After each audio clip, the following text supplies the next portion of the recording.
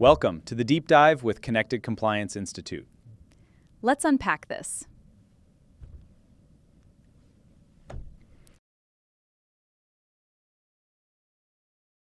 Usually when we think about national security, there is this expectation of something highly visible. I mean, we imagine border patrols, right? Oh, absolutely, yeah. We picture these massive radar arrays scanning the skies or heavily armored vehicles parked at checkpoints.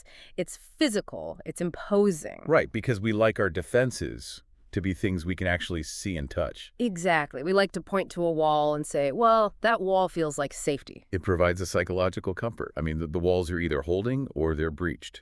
It's a very binary geographic way of looking at protection. Yeah, but then you step into the world of modern global finance, and suddenly that physical fortress is just completely obsolete. Totally obsolete, yeah. We are looking at a threat landscape that is entirely invisible to the naked eye. It's digital, it's borderless, and it is operating right under our noses. Right, and they're exploiting the exact same infrastructure you and I use to buy groceries or, pay our bills. Which is terrifying when you really think about it. It is. I mean, the front line of this invisible war isn't a geographic border anymore. The front line is the banking system. Right. The adversary isn't an invading army. It's this complex network of algorithms, proxy identities, and shell corporations moving illicit wealth at the speed of light. Well, today we are taking you into a world that honestly feels like a declassified intelligence briefing. Yeah, it really does read like a spy novel sometimes. It totally does. We are unpacking the Nigerian Financial Intelligence Unit's 2025 annual report. And the mission for us today on this deep dive isn't to just read numbers from a government PDF. No, nobody wants to hear us just read a spreadsheet. Right. We are going to explore how a nation actually defends its economy from these hidden threats. And later, we are going to reveal the mind-bogglingly bureaucratic ways that terrorist groups manage their funds. Which is just a wild section of this report. It's insane, but to understand any of this, we need to establish what the NFIU actually is, because they are not the police kicking down doors in the middle of the night, right? No, they're absolutely not making arrests in the field. Okay. The NFIU, the Nigerian Financial Intelligence Unit, is this autonomous entity, and it's domiciled within the Central Bank of Nigeria. Got it. Their role is basically to be the central coordinating body for the country's entire framework concerning anti-money laundering, counter-terrorist financing, and counter-proliferation financing. Wait, counter-proliferation financing, what does that mean exactly? Yeah, so that specifically deals with cutting off the money supply that funds the development or acquisition of weapons of mass destruction. Oh, wow, okay. Yeah, so the mandate is incredibly sweeping. So if they aren't the ones making the arrests, what is the actual mechanism of their day-to-day operation? I mean, I am trying to visualize what an intelligence unit does all day if they aren't running sting operations. Well, think of them as the central nervous system of a vast financial immune system. The immune system, I like that. Yeah, they sit at the very center of a massive web of data. Their core function is to receive millions upon millions of financial disclosures from reporting entities. So that means banks mostly. Banks, yes. But also every real estate firm, every cryptocurrency exchange, they are all legally obligated to send them data on financial movements. That sounds like a lot of data. It's an ocean. The NFIU analysts take that raw, chaotic mountain of data, sift through it using advanced analytics, and synthesize it into actionable intelligence. Okay, so they package it up. Exactly. They package that intelligence and hand it over to competent authorities like anti-corruption commissions, drug enforcement agencies, or local police. And then those agencies are the ones who use that blueprint to build the actual prosecution. Exactly. They provide the map, and law enforcement digs up the treasure. They are the ultimate dot connectors. That's a great way to put it. Well, before we get into the microscopic details of how they build those maps, I think we have to start with the most massive geopolitical shift mentioned in their 2025 report. Oh, absolutely. It's a huge deal. It really is. It's a milestone that genuinely reshaped Nigeria's standing on the global stage. It was a monumental shift in international finance. So on October 24, 2025, the Financial Action Task Force, commonly known as the FATF, officially removed Nigeria from its gray list. The FATF gray list. Right. And shortly after that, in November, GIABA removed Nigeria from its enhanced follow-up process. Okay, I feel like we need to pause and define these terms because Honestly, gray list sounds like a mildly annoying administrative penalty. Right, like you're on academic probation or something. Yeah, exactly. But I was researching this, and I like to think of being on the FATF gray list as a country having a terrible global credit score. Oh, there's a really good analogy. A global credit score. Because it essentially signals to the entire planet that your financial ecosystem is fundamentally risky, right? Exactly. So the FATS is the global money laundering and terrorist financing watchdog. Right. When they place a country in the gray list, which they officially call a jurisdiction under increased monitoring, they are basically telling the international community that this specific country has strategic deficiencies in its systems to counter financial crimes. And Nigeria had been on this list since, what, February 2023? Yes, since February 2023. So let's ground this for the listener. Because if you are just an everyday citizen, or say you run a medium-sized textile import business in Lagos, why should you care about a bureaucratic task force headquartered in Paris? Right. It feels very disconnected. Yeah. How does being on a gray list actually impact the economy on, like, a Tuesday morning? Well, let's use your hypothetical textile importer. We'll call her Amina. Okay, Amina. So Amina needs to buy fabrics from a supplier in China. To do that, her local Nigerian bank needs to send money to the Chinese supplier's bank. Makes sense. But local banks don't just hand money directly to foreign banks. They use what is called correspondent banking. Correspondent banking. Okay. Yeah, these are massive global financial institutions that act as middlemen to facilitate international transfers. So Amina's local bank uses a global middleman to reach the Chinese bank. Yes, exactly. Now, when Nigeria's on the gray list, those global middleman banks look at any money coming out of Nigeria with deep, deep suspicion. Oh, because the FATF told them the whole system is risky. Exactly. So the global banks apply what is called enhanced due diligence. Which means what, practically?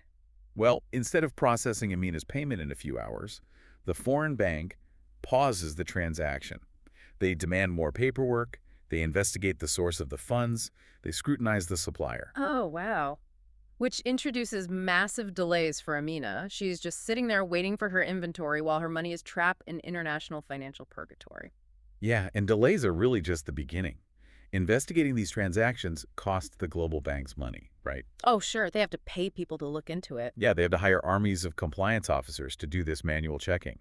And they pass those operational costs down to the local Nigerian bank. And the local bank passes the costs down to Amina. Exactly. In the form of exorbitant wire transfer fees. Man, that is so frustrating. It is. Now, multiply Amina's struggle by thousands of businesses trying to import goods, export services, or, receive foreign investment. Yeah, that would be paralyzing. You see how the gray list creates this chilling effect on an entire national economy. It literally strangles foreign direct investment because international investors don't want the headache of the enhanced scrutiny. So getting off that list isn't just about getting a plaque on the wall for the government. It is about removing friction and actually reducing compliance costs for everyday legitimate businesses. Exactly. It's a massive economic relief. But how did the NFIU and the Nigerian government actually achieve the delisting? I mean, you can't just promise the FATF you'll do better, right? You have to prove it. Oh, yeah. You have to prove it structurally, legislatively, and consistently. It's not easy. So what did they actually have to do? Well, Nigeria was handed a highly rigorous 19-point action plan by the FATF. Of 2 points? Yeah, and executing this required serious legislative muscle. The foundation of this effort was the passage of the Money Laundering and Terrorism Prevention Acts of 2022. Okay, so they passed new laws. Right, but laws on paper are meaningless without the infrastructure to enforce them. Yeah, of course. So one of the most critical structural changes was the implementation of a beneficial ownership register. Okay, I want to dig into that because beneficial ownership is a term I hear thrown around in financial news constantly. Yeah, it's a huge buzzword right now. My understanding is that criminals love to use shell companies to hide their money. So a criminal sets up company A, which is owned by company B, which is registered in a tax haven, and it's just this endless maze. That is exactly right. So how does a register actually break that maze? Well, you are describing the classic nesting doll structure of money laundering. Historically, if law enforcement investigated Company A, the corporate registry would only show the name of a lawyer, or maybe a holding company. Right, just a front. Yeah, just a front. A beneficial ownership register legally forces the corporate entity to strip away all those layers and declare the actual living, breathing human being who ultimately owns, controls, or financially benefits from the business. Ah, so the actual person pulling the strings at the end of the line? Yes. By creating a centralized, accessible database of these human owners, the NFIU and law enforcement can instantly bypass the shell company maze. Oh, that makes investigations so much faster. So much faster. If a corrupt official is trying to buy a luxury apartment using a mysterious LLC, the register immediately links the LLC back to the official's name. Wow. This transparency was a massive requirement for FATF. Okay, so they tackled the corporate secrecy aspect, but the 19-point plan also mentions stricter supervision of something called DNFBPs. Right. That stands for Designated Non-Financial Businesses and Professions. Okay, let's break that acronym down. What does a non-financial business have to do with money laundering? We just spent the last 10 minutes talking about banks. That's a great question. Well, banks are the traditional gatekeepers of finance, which means they're heavily regulated. Right.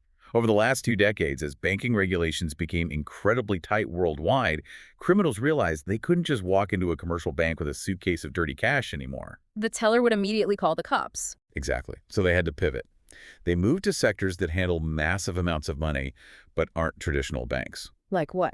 Well, the DNFBP category covers real estate agents, casinos, dealers in precious metals and stones, accountants, and lawyers. Oh, that makes total sense. If I am a criminal and I can't put my $5 million in cash into a checking account because the bank will flag it, I will just go buy a $5 million luxury penthouse in cash. Exactly. You just park the money in real estate. And historically, the real estate agent selling you that penthouse wasn't trained to ask where you got the cash. They just wanted their commission. Exactly. They didn't care. So stricter supervision of DNFBPs meant the government brought these sectors into the regulatory fold. Meaning they have to follow the same rules as banks? Pretty much. Real estate agents, jewelers, and casinos are now mandated to perform the same control. Know your customer checks that a bank does, and they are legally obligated to report suspicious activity to the NFIU. Wow, that's a huge shift for those industries. It is. And by tightening the grip on these alternative sectors, Nigeria showed the FATF they were sealing the cracks in the foundation of the economy. And as you mentioned earlier, GIABA also removed Nigeria from its enhanced follow-up process. What is GIABA in this context? So GIABA is the Intergovernmental Action Group Against Money Laundering in West Africa. It functions as the regional arm of the FATF. Okay, regional versus global. Right. When FATF sets the global standards, regional bodies like GIABA monitor and enforce those standards within specific geopolitical zones. So exiting their enhanced follow-up process was the regional validation of the global delisting. And the real-world impact of all this was almost immediate, right? Oh, very fast. Yeah, the 2025 NFIU report outlines that the delisting restored investor confidence and, critically for our hypothetical business owner, Amina, it improved those correspondent banking relationships. Huge relief for Amina. Right. And Nigeria was even invited to join the FATF Guest Jurisdiction Initiative for a year, which gave them a literal seat at the table in FATF plenary meetings. Which is just a massive paradigm shift. I mean, you transition from being the subject of the meeting to an active participant shaping global financial policy. Yeah, it's incredible. And I was really struck by this statement from the NFIU CEO, Hafsat Abu Bakari, regarding this milestone. Yeah, her message in the report was really powerful. It was. She emphasized that this wasn't just a technical achievement for her specific intelligence unit. She framed it as a national achievement built on intense interagency and private sector collaboration. Well, because it has to be. Right. It highlights this critical reality. Yeah. A government agency cannot mandate compliance from an ivory tower. You need the commercial banks, the real estate brokers, the casino operators, and the regulatory bodies all operating with the exact same playbook. Absolutely, because the entire intelligence apparatus relies on the raw material provided by the private sector. The NFIU does not have a magical camera watching every transaction. No, they don't. If the bank teller doesn't flag the suspicious deposit, or if the real estate agent doesn't report the shady cash purchase, the NFIU has no data to analyze. They're flying blind. Which leads us into the most mind-bending section of the 2025 report. Yes, the numbers. Oh my gosh, the numbers.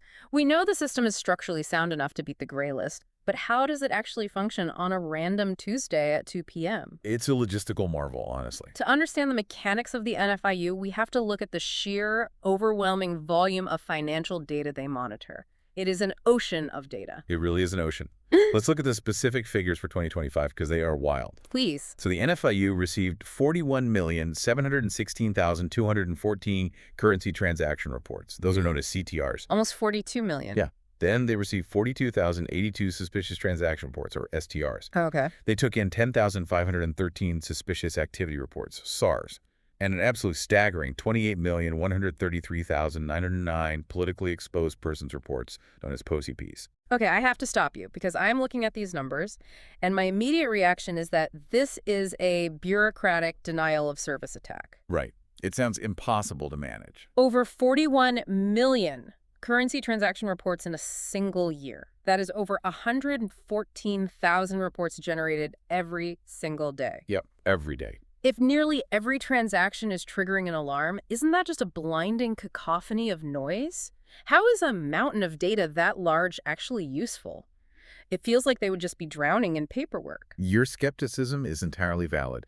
The central dilemma of modern intelligence is separating the signal from the noise. Exactly. But to understand why those numbers are so astronomical, we have to examine the legal tripwires that generate these reports automatically. Okay, walk us through the exact tripwires. What triggers a CTR? Well, a currency transaction report is not inherently a report of crime. That's the first thing to understand. It is a legally mandated disclosure based purely on a monetary threshold. So it's just math. Just math.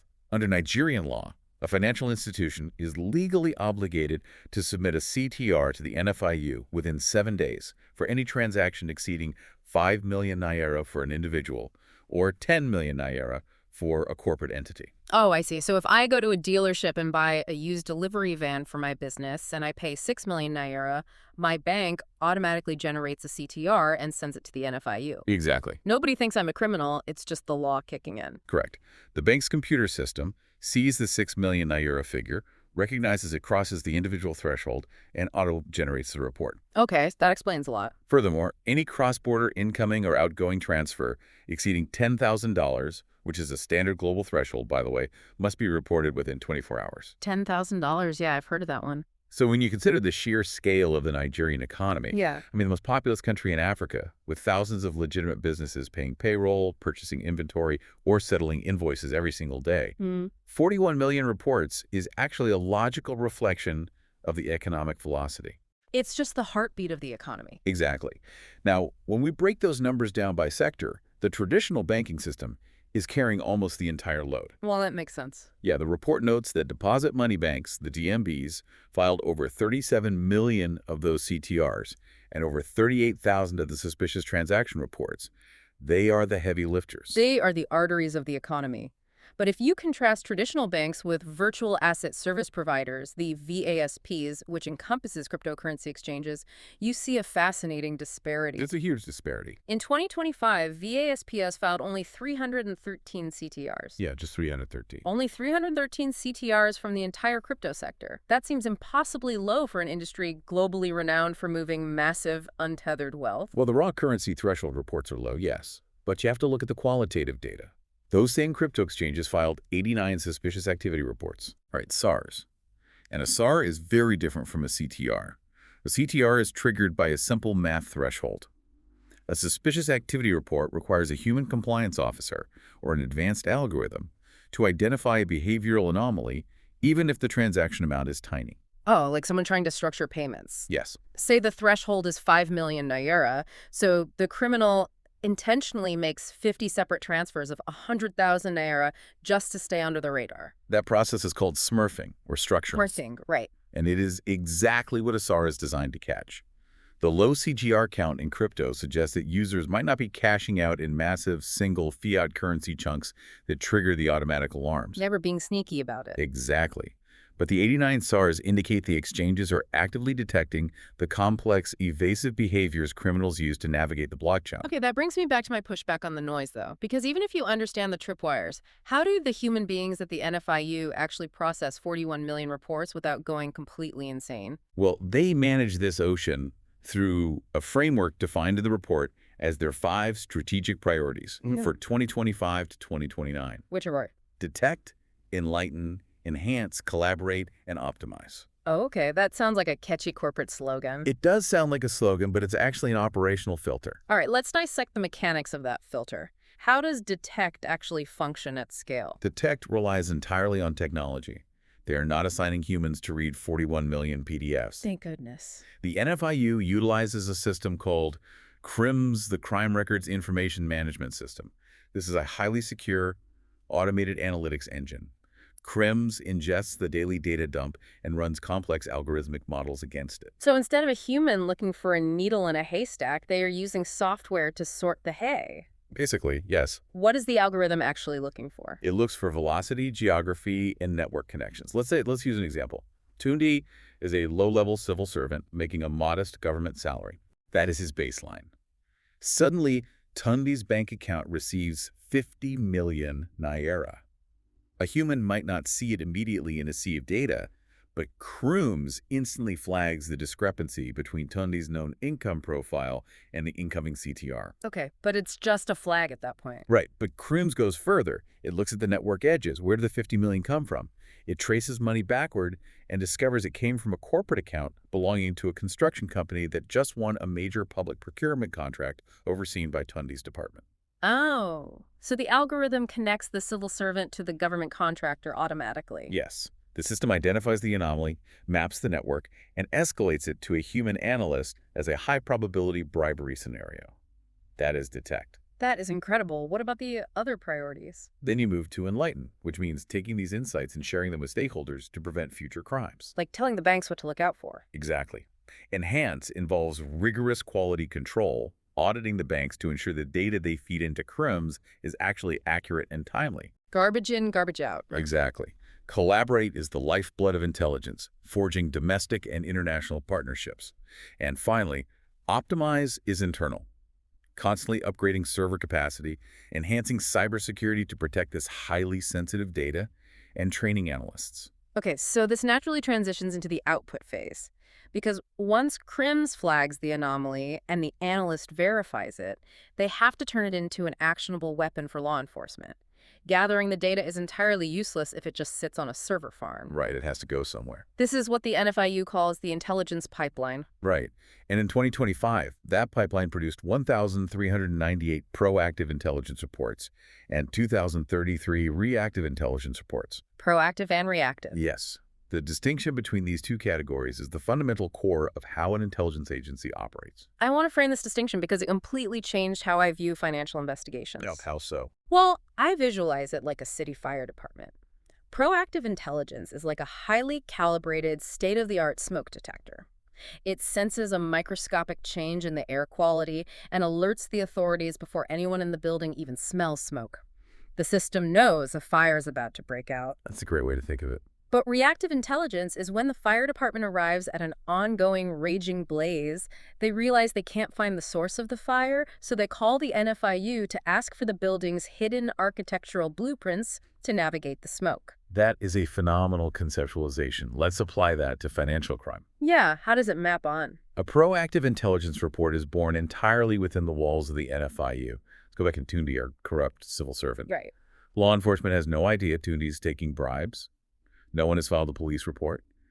The NFIU analyst takes the CRIMS alert, combines it with open source intelligence like public corporate registries or news articles about the construction contract, and builds a comprehensive dossier. They build the whole case. Right, and the NFIU proactively hands this dossier to an anti-corruption agency and says, "We found a crime. Here is the evidence. Go investigate."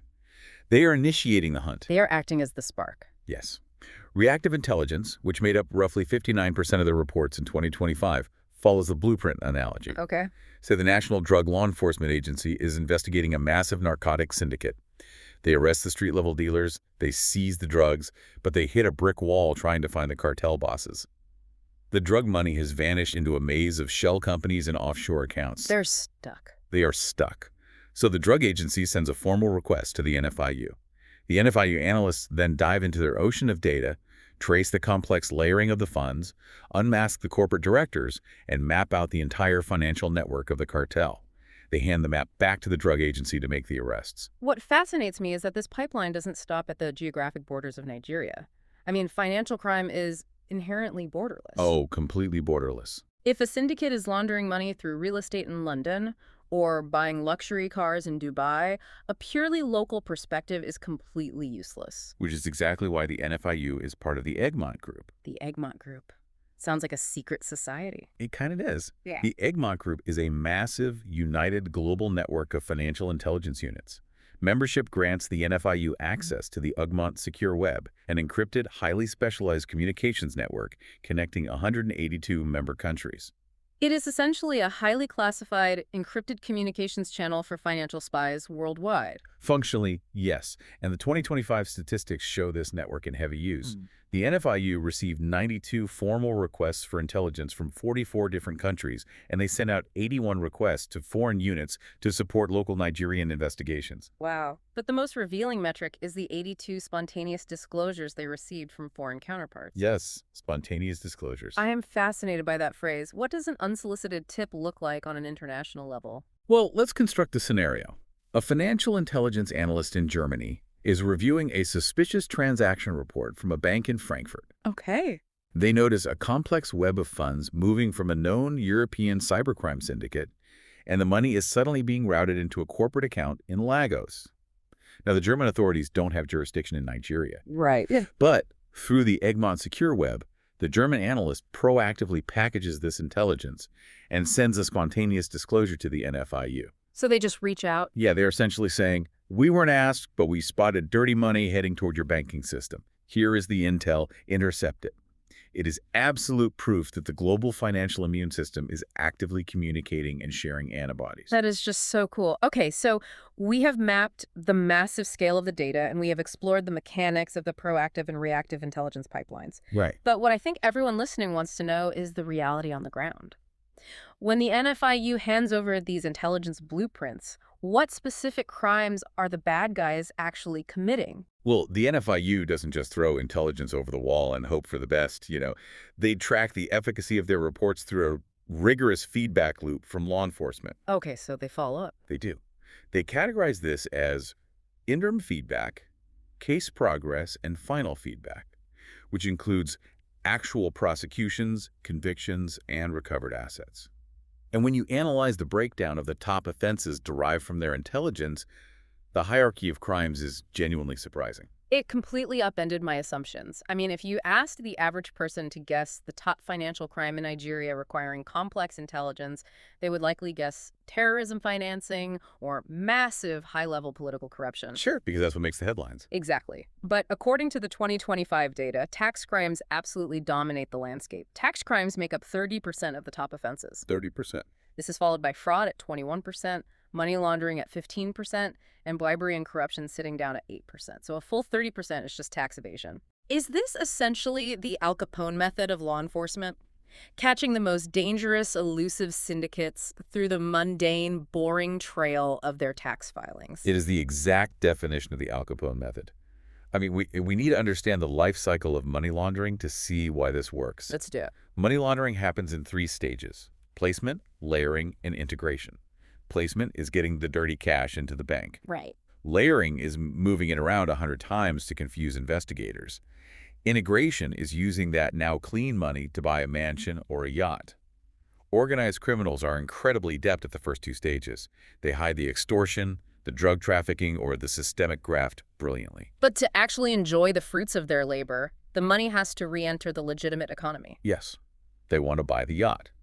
And the clearest, most undeniable vulnerability a criminal has during the integration phase is tax evasion. I see. If a criminal buys a 500 million Naira commercial plaza, the tax authorities will look at their declared income.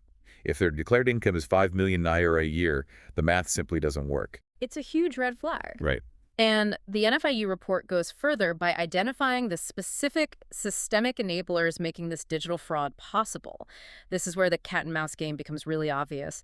As traditional banks tighten their security, criminals are pivoting to exploit fintech onboarding gaps. Exactly. The report specifically mentions the abuse of Tier 1 or tiered bank accounts. This is a perfect example of policy being weaponized by bad actors. How does that work? Well, Tier 1 accounts were created for a noble reason: financial inclusion. Okay, to get more people into the banking system. Right. The goal was to bring unbanked rural populations into the financial system by allowing them to open basic accounts with very minimal identification, maybe just a phone number and a name, without needing utility bills or passports. Which is great for a farmer in a remote village.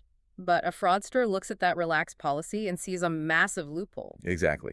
A cybercriminal will use automated bots and stolen identities to rapid-fire open 50 Tier 1 accounts on a fintech app in minutes. 50 counts in minutes. Yeah. And they use these disposable accounts to receive funds scammed from victims. The moment the scammed money hits the Tier 1 account, they transfer it out to a crypto exchange or a different jurisdiction before the fintech platform's compliance team even realizes a fraud has occurred. Wow.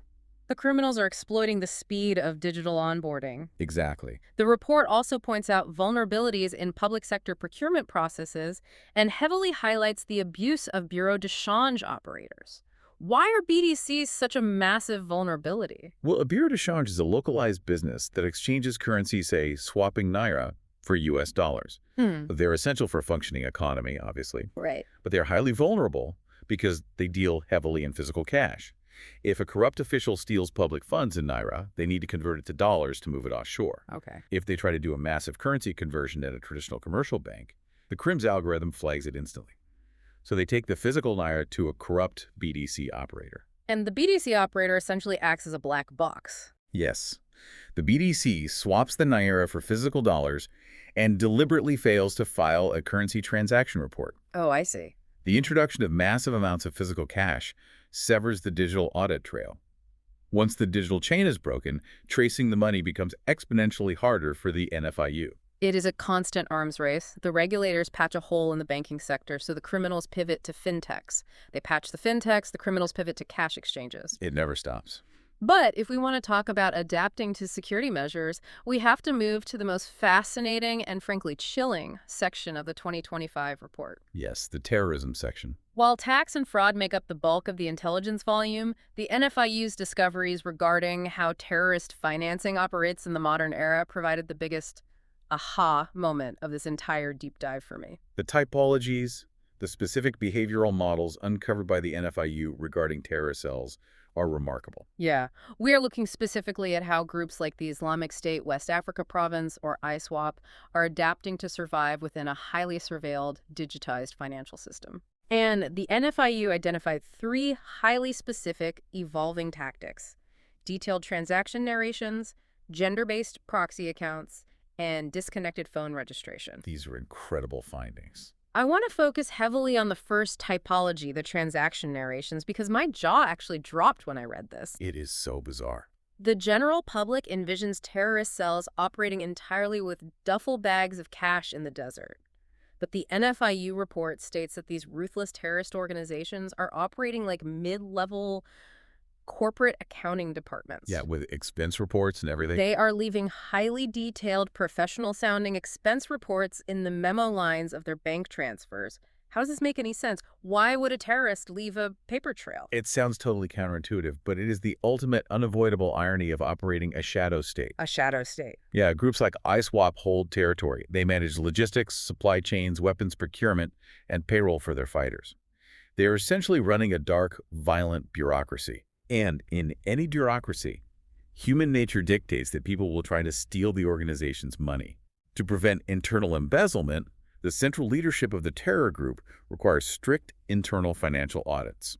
So a terrorist field commander in Borno State needs to buy fuel for a convoy. He can't just ask the leadership for money. He has to prove he spent it on fuel and didn't just pocket the cash. Exactly. The field commander has to justify his operational expenses to the group's central financial controllers. That is wild. Right. So when the money moves through the banking system to pay a clandestine supplier, the operative doesn't just leave the transfer memo blank.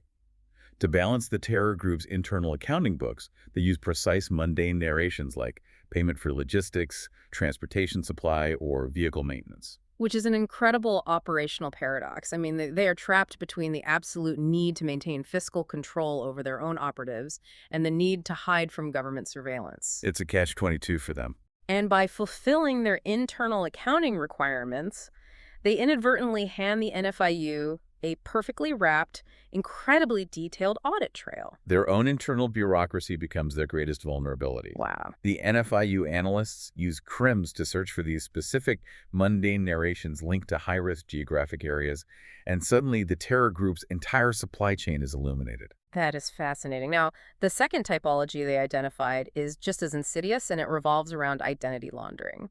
The report calls it gender-based proxy accounts. Yes. The NFIU discovered that terrorist financiers are intentionally opening bank accounts in the names of their wives, their sisters, or female associates. What is the strategic logic behind using women specifically as financial shields? Well, they are ruthlessly and actively exploiting societal and cultural norms. Also. In certain cultural contexts, particularly in the regions where these groups operate, women are simply less likely to be suspected of being involved in terrorism. A female carrying a bank card or moving through a security checkpoint may be subjected to less rigorous scrutiny by authorities than a military-age male. So the terror group uses this bias as camouflage. Exactly. So the woman is the public face of the account, but who is actually running the finances? The male commanders and logistics managers secretly maintain total operational control of the accounts.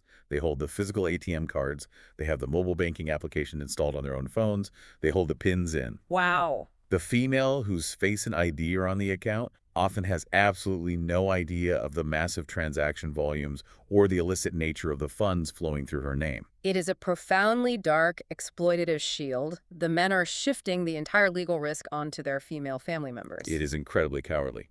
Which leads us to the final terrorist financing typology identified by the NFIU. And this one shows a deep, disturbing understanding of national banking security architecture.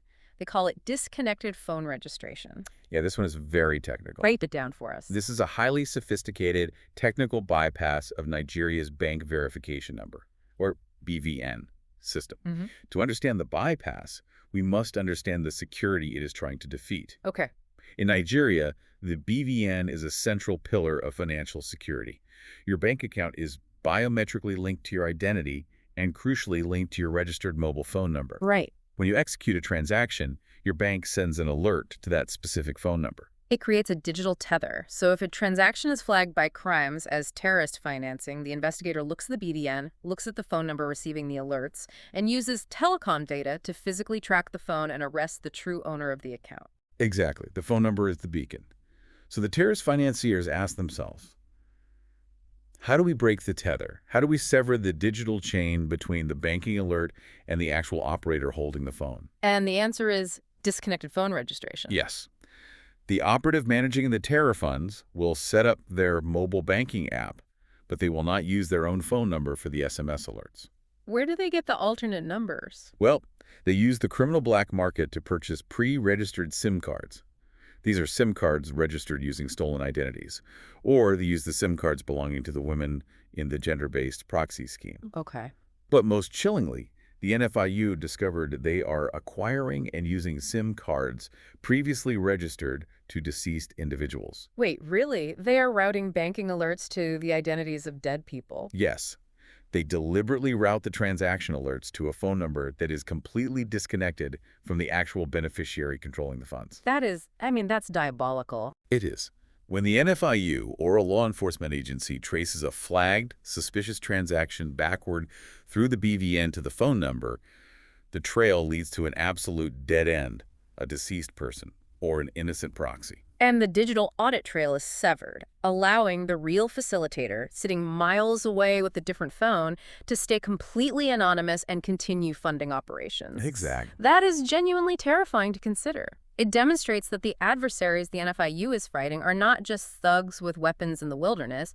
They are methodical, technologically savvy operatives who understand the architectural vulnerabilities of the digital banking system as well as the bankers do. Oh, they understand the system intimately. But we must also look at the flip side of this reality. What's the flip side? The very fact that the NFIU has published these typologies, the fact that they have recognized, documented, and dismantled these exact tactics proves that the intelligence unit is adapting just as fast, if not faster, than the adversaries. They figured it out? Exactly. They are shining a high-powered light into the darkest, most complex corners of that shadow bureaucracy. Building on that, let's take a step back and synthesize the enormous journey we've been on during this deep dive. Yeah, it's been a lot to cover. It really has. We started our exploration at the absolute macro geopolitical level. We saw Nigeria implementing sweeping nationwide legislative reforms, tearing down shell company secrecy with beneficial ownership registers, and tightening the grip on alternative markets to successfully escape the FATF gray list. Right. They effectively repaired and defended the country's global financial reputation. And from that global perspective, we plunged into the mechanics of the data ocean.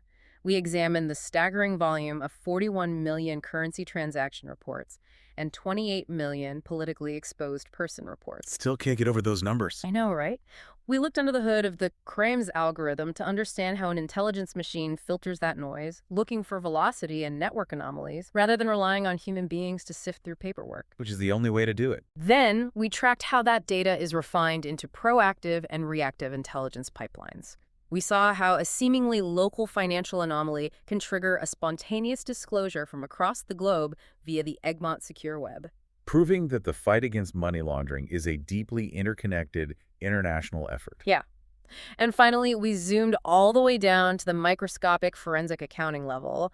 We explored the psychology of terrorist financing. We saw the NFIU uncovering a deadly terror cell not through a shootout, but simply because a field commander was forced by his own bureaucracy to file an expense report on a proxy phone registered to a deceased person. It is truly mind-blowing when you put it all together.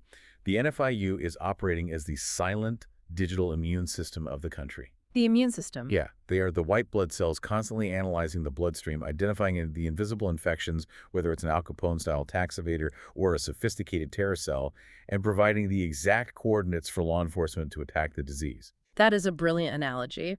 If we connect all these mechanisms back to the bigger picture, it raises an important, perhaps slightly unsettling question for everyone listening today.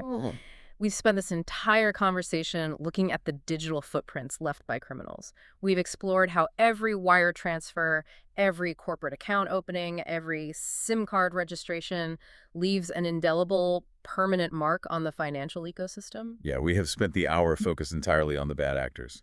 But consider the scale of those 41 million currency transaction reports generated this year alone. That's a lot of data.